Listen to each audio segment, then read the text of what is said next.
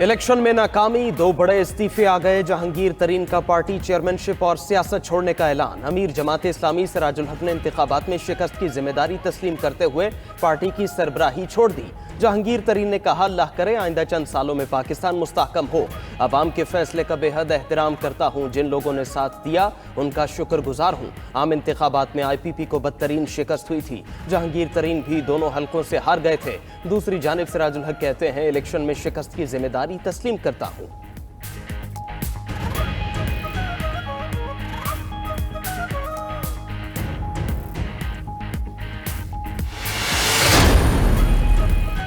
इंतखाबी नताइज में ताखीर का मतलब धांधली नहीं। 2018 में इलेक्शन नताइज 66 घंटों में मुरतब हुए थे। 2024 में इलेक्शन रिजल्ट 36 घंटों में मुकम्मल हुए। निगरान वजीर आजम अनवारुल हक काकड़ की इस्लामाबाद में प्रेस कॉन्फ्रेंस। बोले, पुरअमन एहतजाज लोगों का हक है। पुरतशद्दुद एहतजाज करने वालों के खिलाफ कार्रवाई होगी। फसादियों को कानून के मुताबिक डील किया जाएगा। एहतजाज के दौरान तोड़ फोड़ करने की इजाजत नहीं देंगे। दहशत गर्दी की रिपोर्ट्स की बुनियाद पर इलेक्शन वाले दिन मोबाइल फोन सर्विस बंद की गई, इंटरनेट नहीं बंद किया गया। कहा जाता था पाकिस्तान ढाका बन जाएगा। ऐसी बात सोची भी नहीं जा सकती कि पाकिस्तान ढाका बन जाएगा।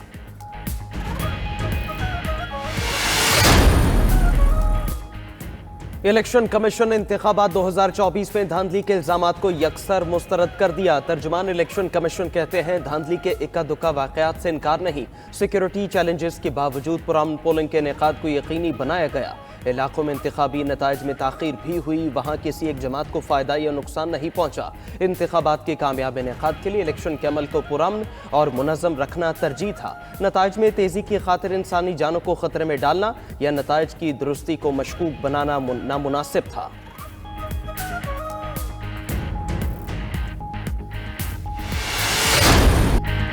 नून लीग और पीपल्स पार्टी में पावर शेयरिंग पर बात बनने लगी। जराये के मुताबिक Noon league, peoples party, MQM, JUI में सियासी इत्तेहाद और पावर शेयरिंग का फार्मूला ज़ेरे गौर।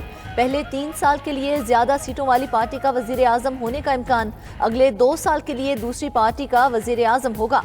पीपल्स पार्टी की जानिब से वजीर आला पंजाब के लिए मरीम नवाज की हिमायत हो सकती है। उधर नवाज शरीफ और चौधरी शुजात की मुलाकात आज इस्लामाबाद में होगी। नवाज शरीफ का मौलाना फजलुर रहमान को भी टेलीफोन। हुकूमत साजी के लिए ताउन मांग लिया।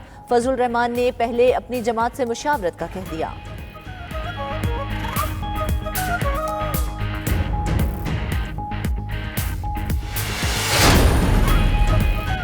हुकूमत साजी का मिशन पीपल्स पार्टी के भी मौलाना फजलुर रहमान से राबिते। ज़राए के मुताबिक पीपल्स पार्टी ने मौलाना फजलुर रहमान से मुलाकात के लिए वक्त मांग लिया। पीपल्स पार्टी को बलोचिस्तान में हुकूमत बनाने के लिए JUI की मदद दरकार है। उधर पीपल्स पार्टी के तर्जुमान फैसल करीम कुंडी का कहना है, पीपल्स पार्टी का वज़ीर आज़म नहीं बनता तो अपोजिशन में बैठना चाहिए। हम नून लीग को वज़ीर आज़म का वोट देकर भी अपोजिशन में बैठ सकते हैं। PDM पार्ट 2 आती है तो उनके ख्याल में अच्छे तरीके से नहीं चल सकते। बहुत से चैलेंजेस हैं जिनका नई हुकूमत को सामना होगा।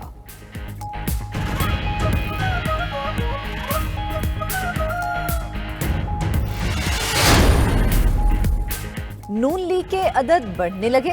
शहबाज शरीफ से आज़ाद जीतने वाले 5 अरकान असेंबली की मुलाकात नून लीग में शामिल हो गए।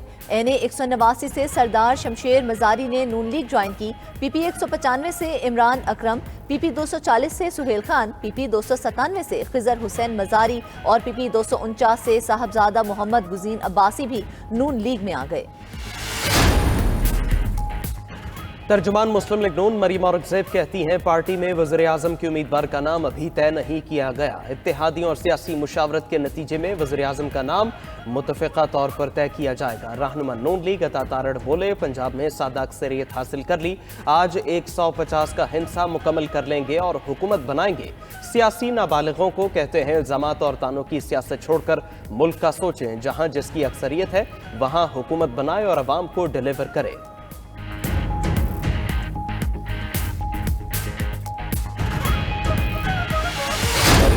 ने चीज़ें पिक की हैं जहाँ पे बाकायदा उसी तरह की गुफ्तगू हो रही है कि हम इस जगह पे ये करें और ये करें। हमारे पास सॉलिड एविडेंस है। चंद लोग पूरा प्लान कर रहे हैं कि 9 मई तरह का एक इंसिडेंट रिपीट किया जाए। अगर किसी ने भी कोई उस तरह की चीज़ करने की कोशिश भी की, 9 मई का रिएक्शन तो थोड़ा था, उसका कई गुना ज़्यादा रिएक्शन होगा। चंद लोग सानिहा 9 मई दोहराने की कोशिश कर रहे हैं। एजेंसीज ने मंसूबाबंदी से मुतल्लिक गुफ्तगू पकड़ी है। किसी ने शरंगेजी की कोशिश की तो पिछले से ज्यादा सख्त रद्द-ए-अमल आएगा। निगरान वजीर आला पंजाब मोहसिन नकवी की गुफ्तगू, बोले पुरअमन एहतजाज से किसी को नहीं रोका जाएगा। इलेक्शन के नताइज पर किसी को एतराज है तो मुतल्लिका फोरम पर रुजू करे।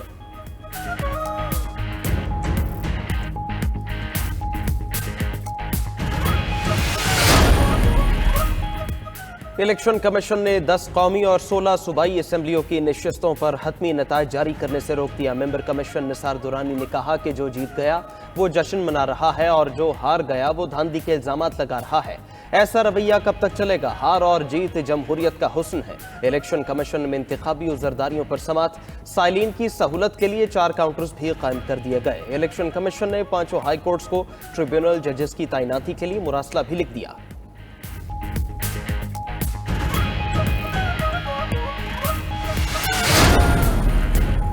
इलेक्शन कमीशन ने इस्लामाबाद की कौमी असम्बली की 3 नशिस्तों पर कामयाब उम्मीदवारों का नोटिफिकेशन जारी कर दिया। NA 46 से नून लीग के अंजुम अकील कामयाब करार, NA 47 से नून लीग के तारिक फजल चौधरी और NA 48 से आजाद उम्मीदवार राजा खुर्रम नवाज कामयाब करार। इलेक्शन कमीशन ने गुज़िश्ता रोज आरोज को हतमी नताइज जारी करने से रोका था।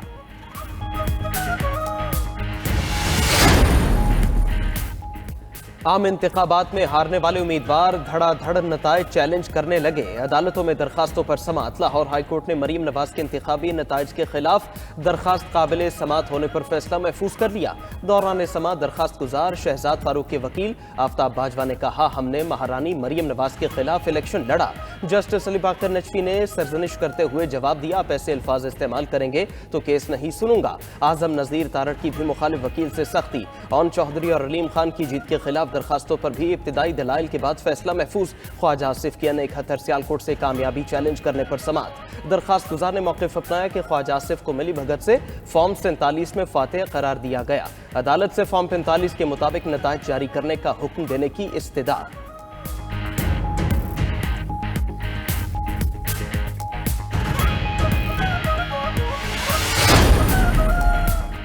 इंतखाबात में धांधली से मुतल्लिक 40 से ज़ायद दरख्वास्तों की समात। Chief justice Sindh high court Akeel Ahmed Abbasi की सरबराही में 2 रुकनी बेंच ने दरख्वास्तों पर समात की।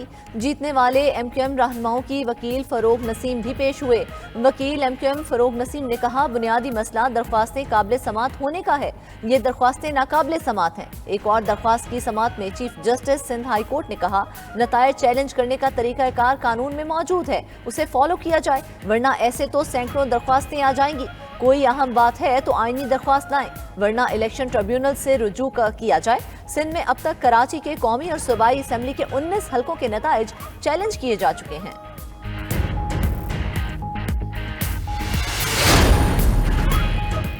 हाफिज नईमुर रहमान का PS 129 कराची की जीती हुई नशिस्त छोड़ने का ऐलान। बोले, कराची में सीटों की बंदरबांट की गई, इनसे ज्यादा वोट आजाद उम्मीदवार को मिले, हमें खैरात में सीट नहीं चाहिए, फॉरेंसिक ऑडिट किया जाए, सब सामने आ जाएगा। MQM ने रद्द-ए-अमल देते हुए कहा, नईमुर रहमान ने धांधली का भांडा फूटने के डर से नशिस्त छोड़ने का ऐलान किया। हाफिज नईम ने मैदान से भागकर अपनी जमात की रिवायत को बरकरार रखा।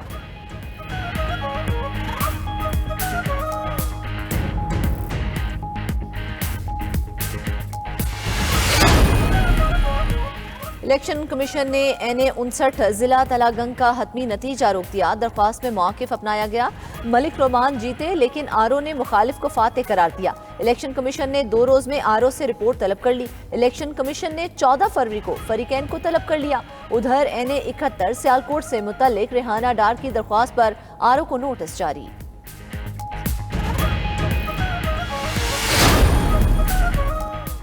बलोचिस्तान का वजीर आला कौन होगा? हम नाम सामने आने लगे। ज़राए के मुताबिक वजारत आला के लिए बलोचिस्तान से 5 अहम नामों पर गौर शुरू कर दिया गया। मौजूदा चेयरमैन सेनेट सादिक संजरानी का नाम भी फहरिस्त में शामिल। जाम कमाल खान, नवाब असलम रईसानी, सरफराज बुख्ती और नवाब सनाउल्लाह ज़हरी भी वजीर आला बलोचिस्तान की दौड़ में शामिल। सरफराज बुख्ती की वजीर आला बलोचिस्तान बनने से मुतालिक खबरों की तरदीद, कहते हैं अभी तक सिर्फ अफवाहें चल रही हैं, कुछ कन्फर्म नहीं। पार्टी जो जिम्मेदारी देगी इसे बखूबी निभाऊंगा।